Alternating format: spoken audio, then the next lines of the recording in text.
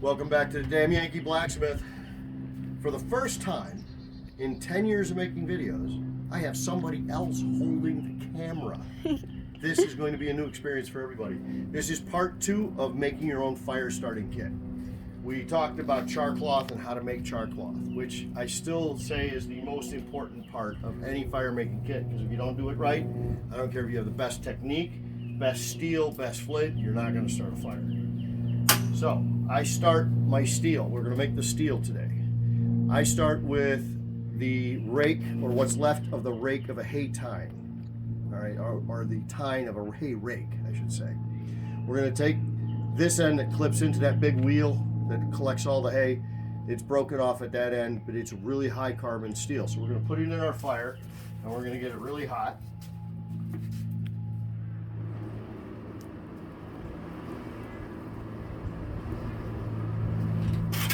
I'm going to move things out of the way so that we can actually work. I'm going to grab my favorite hammer.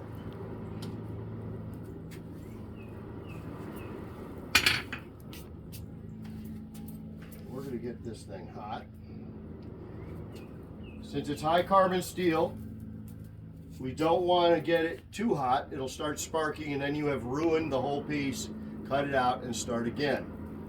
We don't want to work it when it's too cold, because if it's too cold, you're going to crack it, and again, it's no longer any good. So we get it up to a bright orange without going to yellow.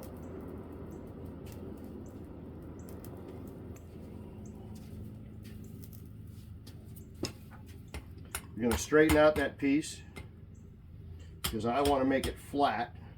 This is round stock when you get it. And we're going to simply flatten it out and then move down to the next piece. We're going to flatten it out for about 6-7 inches. Then we're going to coil it so it'll wrap around your knuckles. So we only want it to be that long with about a 1-inch wrap over. Our objective is to have it small enough to fit into the tin that we're going to use, but it has to be completely flat.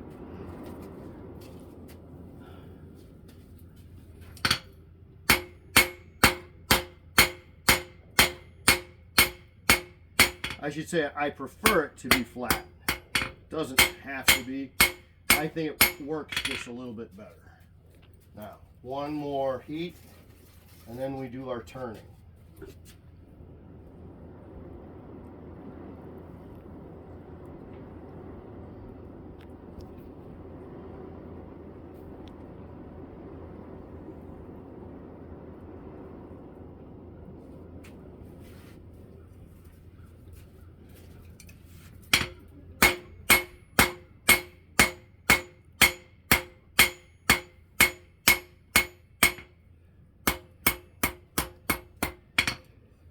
It's straight and it's flat.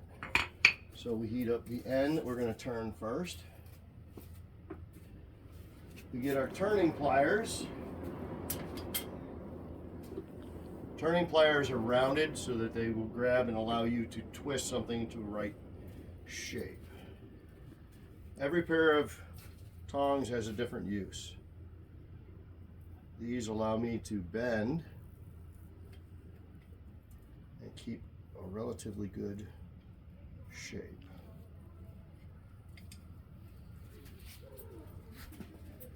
Then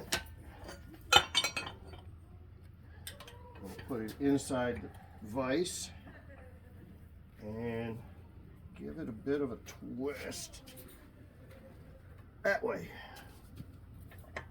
Since it's too cold, we're going to put it back in the fire, and the whole rod has become hot now. So I go from using my hands to a pair of tongs. If you have wolf-jawed tongs, they'll fit. Standard wolf-jawed tongs, if I can talk, will fit straight over. Or if you have 1/4-inch round tongs. If you don't have any of them, I recommend Blacksmith's Depot. They did not pay me to say that, but it's where I buy most of my stuff. There's a lot of other places. Just Google blacksmith supplies and there's about 10 places it'll pop up. Wolf-jawed tongs is what you need to remember. I'm going to bring that down just a little bit.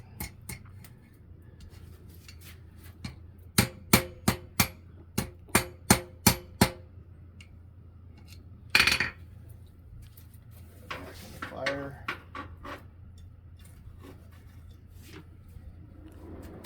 Now, a lot of people use measurements and mark things. I probably should. I like doing things by eye. Some people mean that. Some people think that makes me lazy, which is true.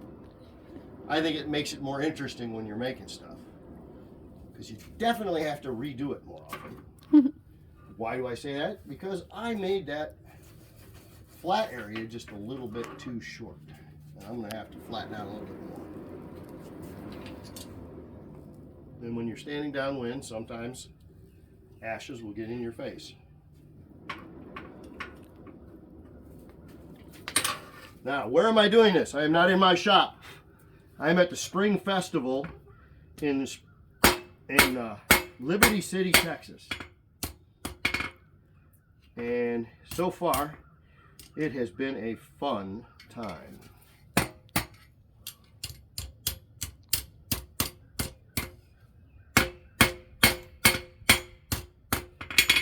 Okay, now that's long enough. We're going to twist it the same as we did.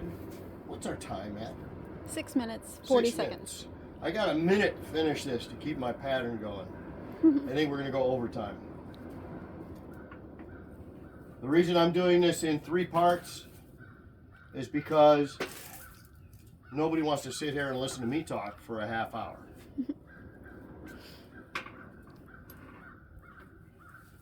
Okay. We'll take this, put it right in there like that. We're gonna twist and pull back around.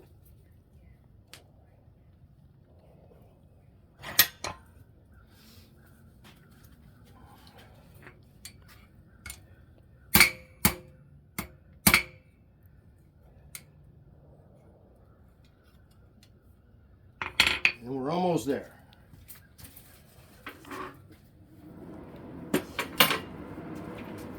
Most dangerous tool in a blacksmith shop, you've heard me say this 100 times, I will say it 100 more, the cutoff. If you do not remove the cutoff from your anvil when you are done, you are going to end up hurting yourself or someone else rather badly. So remove the cutoff when you're done working with it.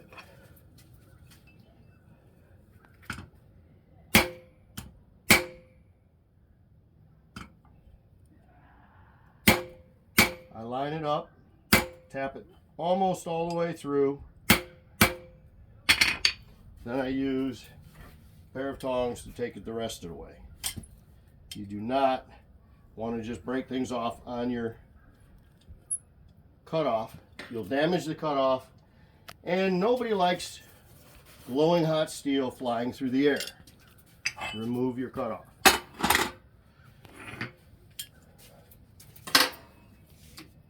And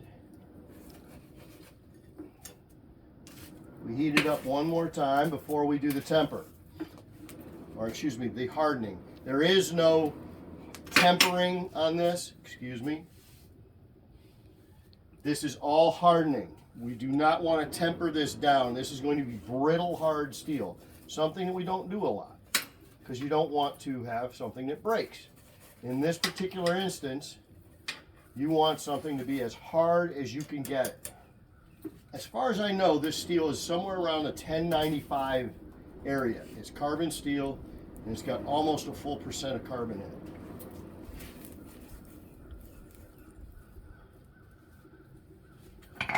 So we flatten that out. We line it back up again. Tap that down just a little bit. I think that'll work. Now we use our magnet. This magnet right here, that tells me that this is not magnetic. this side is. So I have to even that heat out.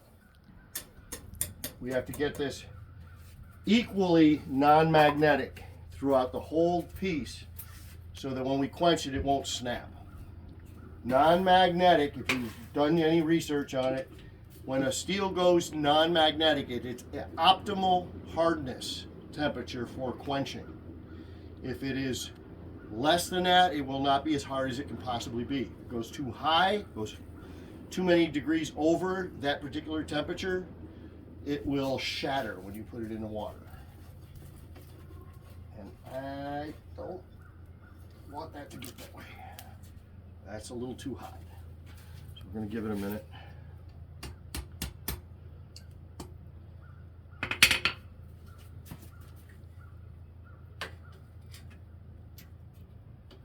That backside is not doing it. A lot of guys will anneal this before they do that. If it was a knife, yes, I would anneal it. Then I would bring it up to temperature. It's a striker. It's not that big a deal.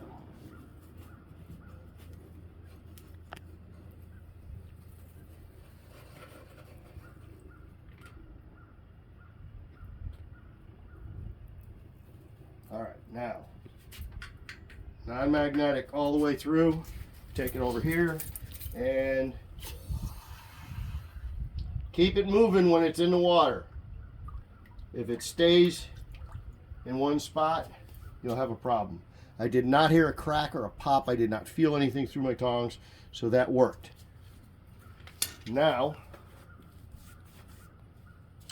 if you'll see the marbling that's right there, that tells me that that is very hard and that a file skates right over the top of it. I'm going to dry it off. Take my flint, and I'd say, considering I haven't filed it yet, that worked. That is making a striker. Took too long to do. I'll get better in the future. Thanks to Dominion Custom Leather for holding the camera for me. Talk to you later.